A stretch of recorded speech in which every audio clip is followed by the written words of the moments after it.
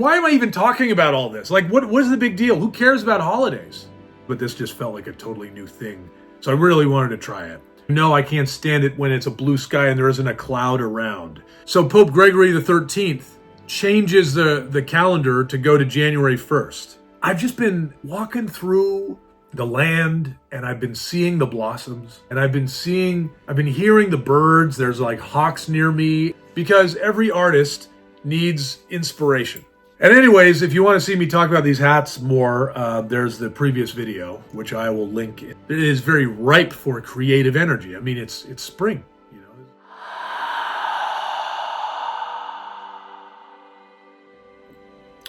Hey guys, in this video, I wanted to take a little time out and talk about where we are in the year, specifically spring and Easter.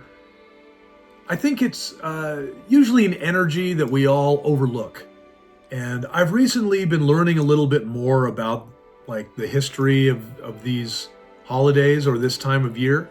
And it's really making me think differently about how I approach things right now. And I thought I would share that with you in a little video. Also, you like my new hats? This is actually continued from the previous video where I actually talked about all of these. More on that later. I hate Easter, so I felt like it was important for me to revisit my feelings on this strange time of year. It's strange to me. I'm a fall child, so I grew up loving the winter. I grew up loving Halloween and Christmas and autumn. I know everyone loves those, but I get just almost depressed whenever this comes along. When those of you who watch me on my hikes or whatever, those of you who follow the vlog when I go out for a walk, you know I can't stand it when it's a blue sky and there isn't a cloud around. And it's kind of in a similar reticence I have when Easter comes along. So what I wanted to do this year was really just lean in to what is special about this time of year. And I think that ever since I outgrew the Easter egg hunt, there didn't seem to be much for me. We have New Year's, so that's the new beginning energy.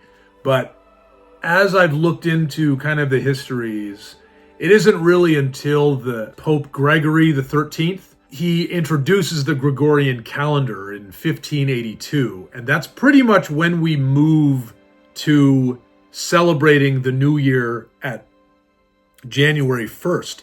Whereas before, we celebrated it on April 1st. Why?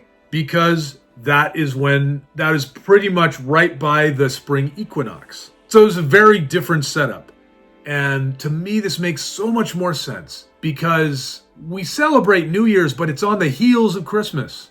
And if you ask me, it is so weird I keep the Christmas tree going till about February 1st.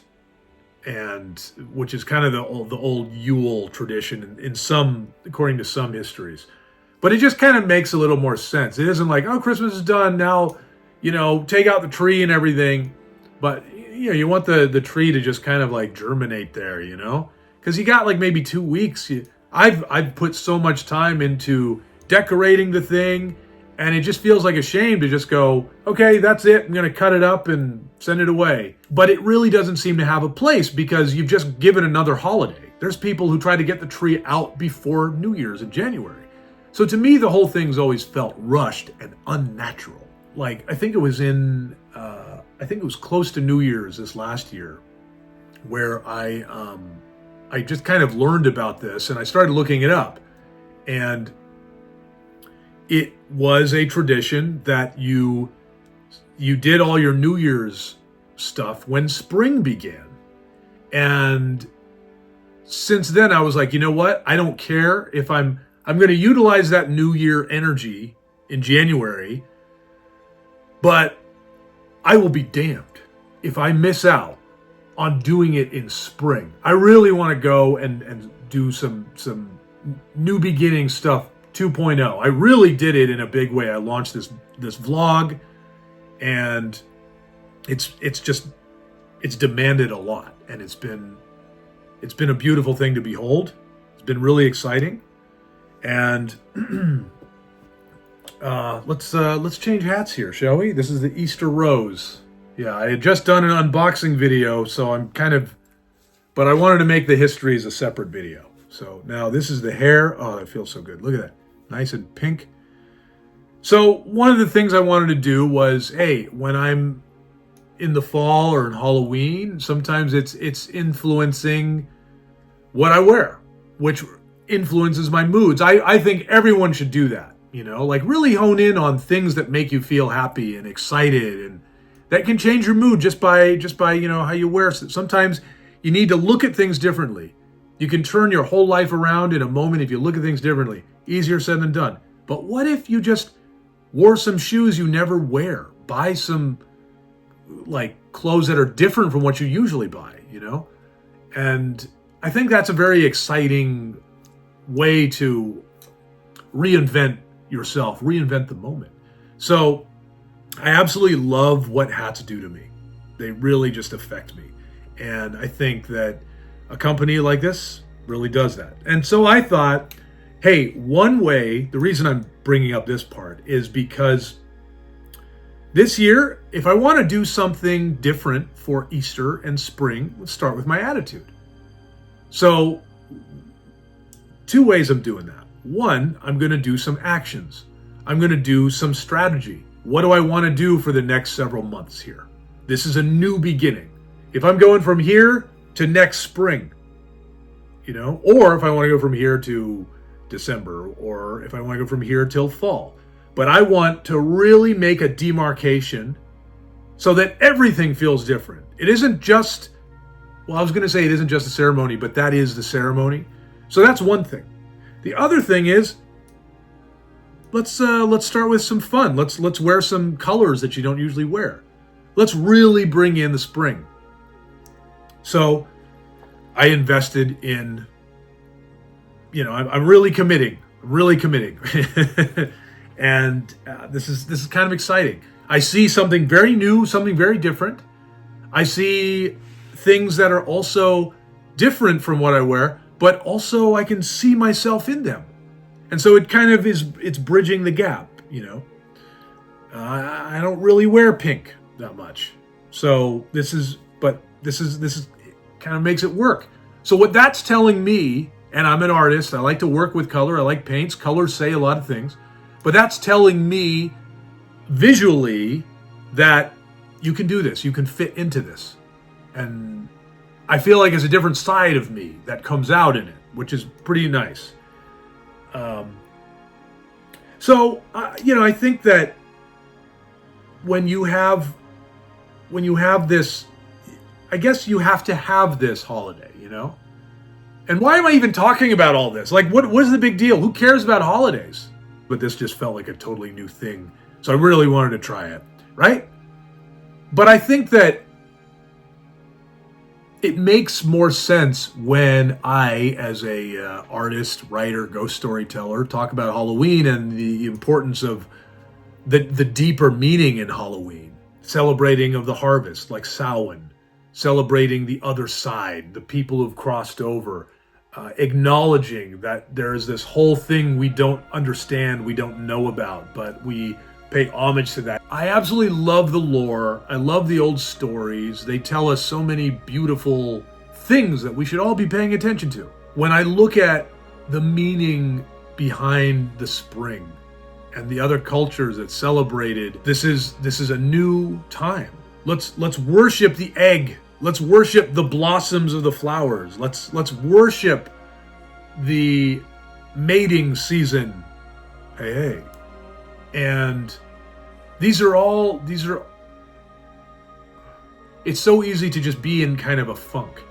And I think Tony Robbins, he has a great talk about pattern recognition, that once you understand a pattern, you are free from fear. And he has a great point about the biggest discovery that we made in patterns for our survival. And the discovery was seasons. Until we understood seasons, until we understood the patterns of seasons, we were traveling constantly. because we were trying to beat the snow. We were trying to beat the winter. We found we couldn't grow food in the winter no matter how hard we tried. But then when someone understood that you could be in one spot and then the good period, the spring, is going to come back, then they started to change their pattern behavior. They would go, remember this spot, so we'll come back here. Or we need to figure out how to tough it out through the winter. So then you figured out winter. Figure out where you are. Mark the seasons. One of the things I think is also profound for me is, and I really found this because I'm born and raised in California, but once I went over to the East Coast, they had real seasons. And in California, it's a little more abstract, especially in Los Angeles. But in Northern California, you have seasons. It was very grounding and inspiring to see year after year, you just get used to these little traditions. I think a part of me would just calm down. I didn't realize how much I needed to just know where I'm at as I would grow older. To know that, oh, this is going to come again, and this will come again, this will come again. And it just kind of humbles you. It's relaxing. It's wonderful to know that this too shall pass. There'll be another Christmas. There'll be another Halloween. You will be celebrating Thanksgiving again. Of course, part of the time I'd be consoling myself with those because I wanted to get through Easter or get through summer. I'm not a fan of summer. While I enjoy the beginnings of all the seasons, summer is the one I don't enjoy because I feel like there's no real difference between spring and summer. But autumn and summer, I do feel that. And I think that's the most magical time of the year. But I've just been walking through the land and I've been seeing the blossoms and I've been hearing the birds. There's like hawks near me and they're just, they're showing off. They're talking to each other. The birds are in the air. Birds will really make a case for spring, I must say. It's kind of like when you were camping and you have a sleepless night and every critter is outside your tent and they just feel like they're trying to get in because you're very sensitive to the sounds as you start to pass out. So everything's really loud and you just get all these raccoons or foxes, who knows, and they're just like going through your campground and they just have no respect. And it just feels like the night is really, there's just a lot of stuff going on. And then as they all start to retreat, and then the birds start to chirp at dawn, and you just feel like beauty is being restored. Hope has returned. It feels like the end in Fantasia, when A Night on Bald Mountain, when the big demon is shrinking away from the church bells, and then that beautiful heavenly music plays again, and the sun rises, and you hear the rooster and all of that. And I think that's what spring from winter feels like. And I don't know about you, but just the thought of that is really inspiring me. I don't want to be one of those people that goes, oh my God, we're in April now. No, it's a new year. This is, by the way, going back to that story, one of the things that happens is, so Pope Gregory the 13th changes the calendar to go to January 1st. And you had all these people who were like, what the hell are you talking about? That makes no sense. You want to celebrate the new year in the middle of winter? What is wrong with you? The new year should be celebrated in spring. That makes sense. That's logical. But the powers that be decided we're going to smear them. We're going to call them conspiracy theorists. And we're going to say this is April Fool's. And this is the new year for the fools. Messed up. So anyone who wanted to go with logic and reason, celebrate the new beginning with spring, anyone who was doing that was labeled a fool. You were a social outcast. This is how they changed everyone there. They smeared them as quacks. It's so messed up. So now I heard that story, and I really wanted to really look at this time of year differently. This makes more sense. It feels like, it's part of the first half of the year. Having all this stuff to do, making these tasks for a new beginning is going to be really special. So I want to plan out some strategies. I want to plan out maybe some mermaids, because we have mermaid in May, so we'll definitely get some mermaids. I'm looking forward to some mermaid stories. I can't wait. And yeah, I think that I've got these wonderful hats here. Oh man, the good egg. I haven't really gotten to wear this one too much, and what a beauty. This is fantastic. And anyways, if you want to see me talk about these hats more, there's the previous video, which I will link at the end. But I thought this is really important. Let's take another look at this. Whatever your feelings are about the Easter holiday, I wanted to talk about this time, this energy. Utilize it. Do something for yourself, And I'm feeling like there's a lot of, it is very ripe for creative energy. I mean, it's spring. This is when the animals come out to play. I mean, the symbol of Easter, the rabbit, which is a symbol of fertility. This is the hare. That's why I'm showing this. This hat is called the hare, and this is the cottontail.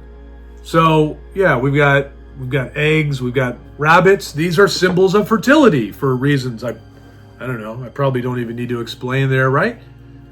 So why not just use that as inspiration?